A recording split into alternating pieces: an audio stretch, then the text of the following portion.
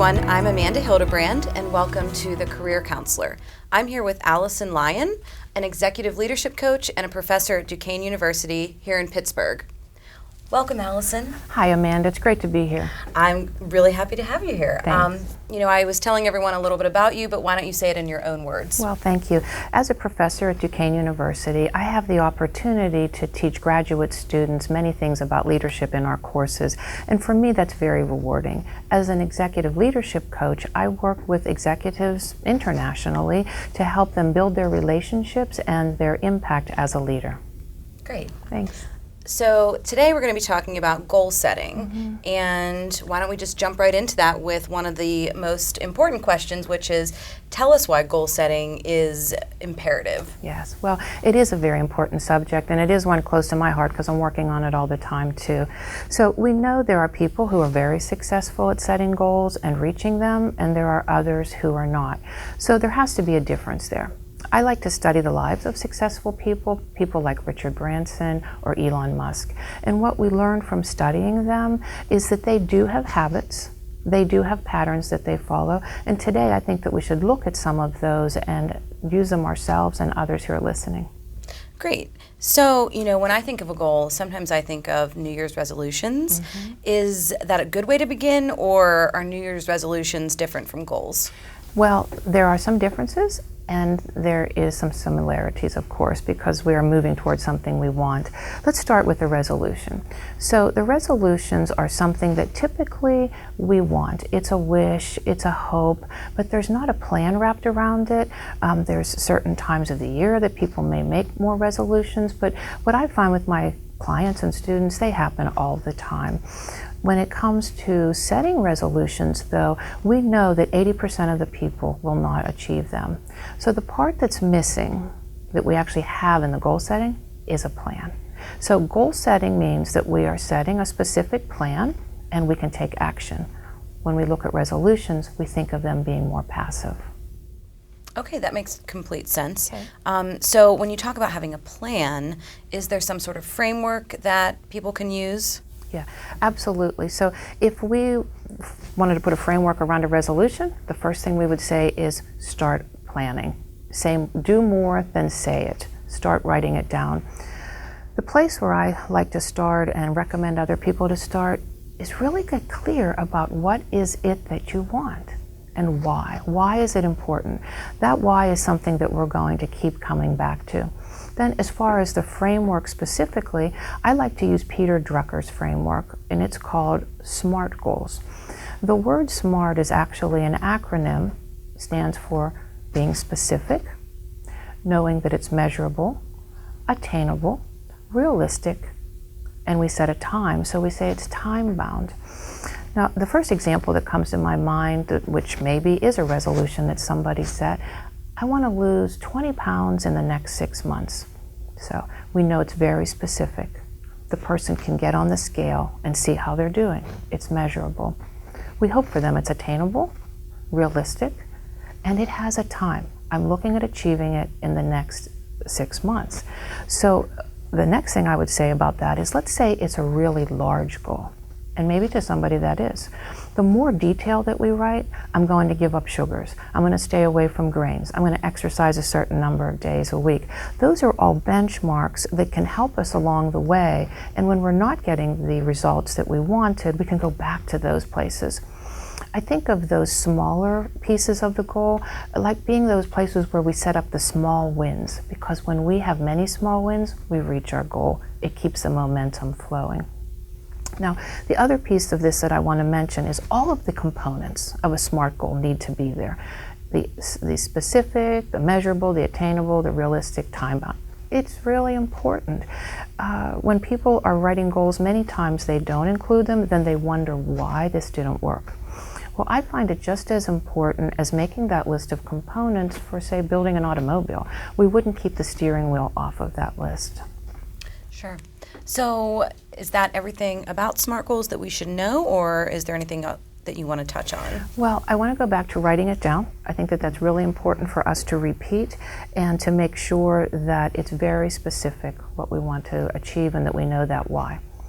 The other piece has to do with not being rigid. So it's a framework. It's meant to have flexibility, to let life flow through the goal, because that's how life is.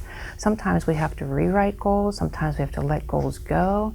Maybe we've had early progress that we didn't realize would happen, and so we can reshape the goal. But if we get too rigid about it, then people wonder why this is so stressful to go through the goal planning. Then the final piece that I'm not sure that we've talked enough about is really accountability. So when we write down a goal, that begins self-accountability. When we share our goal with another person and ask them to support us, we're getting accountability through them. So I think that those components are really important when we're goal setting and setting up a plan for achievement. Sure. So it's kind of like set the goal that's attainable so that you don't get stressed out about it and you don't feel like you're setting yourself up for failure. Make a list. Yeah. I know myself that I feel a lot better whenever I can cross something off the list. I do too. And then the part that you just mentioned, the accountability. So when we talk about accountability, I also think of how people might help you stay accountable. So can you talk a little bit about mentors and how that really helps everyone achieve their goals? Well, absolutely. And I believe that mentoring is important at many stages of our career, especially for young professionals. We know that it makes a difference in their future. So when we're talking about mentoring, maybe 10, 15 years ago, we would have set it up with just one person, and that person may have been somebody that we wanted a lot of wisdom from, and we put ourselves in the position as a protege. Now, with the complexity, the extraordinary change that we go through in a short period of time, I feel that it's important that we have a team of mentors and that we are a part of that team so that we can reciprocate back to others. If there are things that we truly want to work on, such as a component of leadership skills, and we see that skill that somebody else has achieved, we go to them, talk to them about it, and include them in our achievement goals.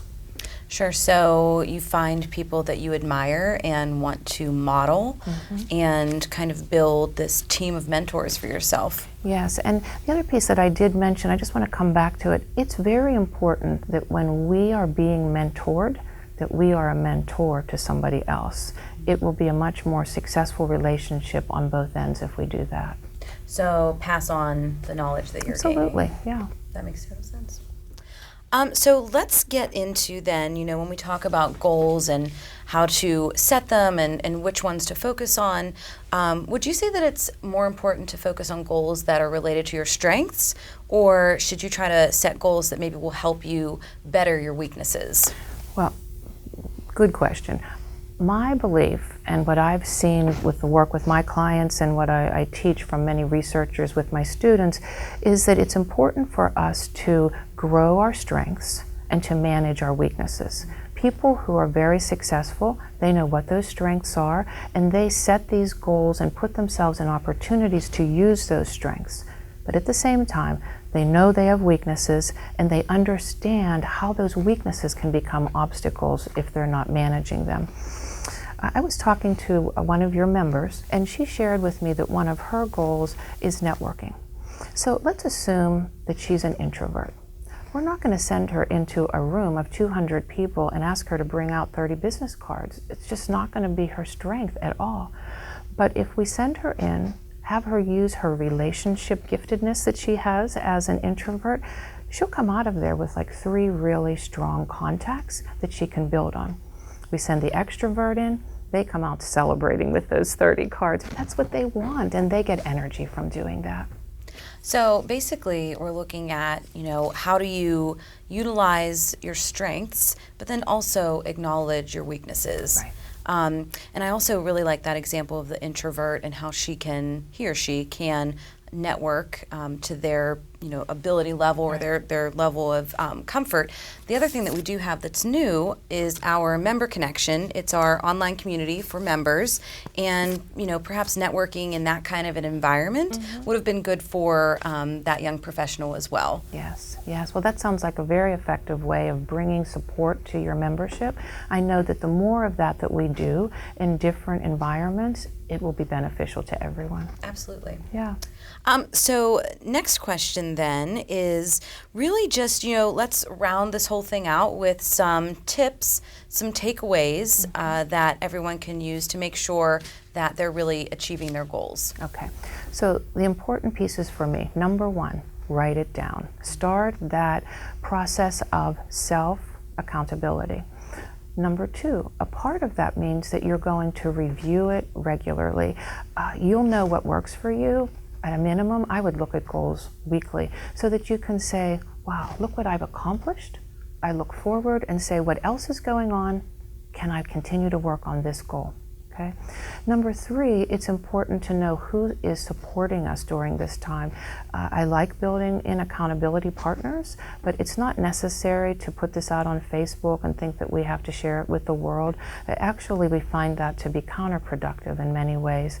And then the last one that I will share with you is going back to knowing the why. Let's wrap it up with that one.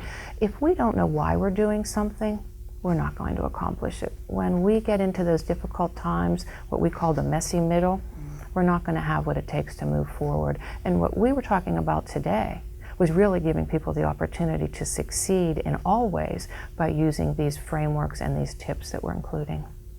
Wonderful. Well, thank you so much. You're welcome. And we'll see you next time on The Career Counselor.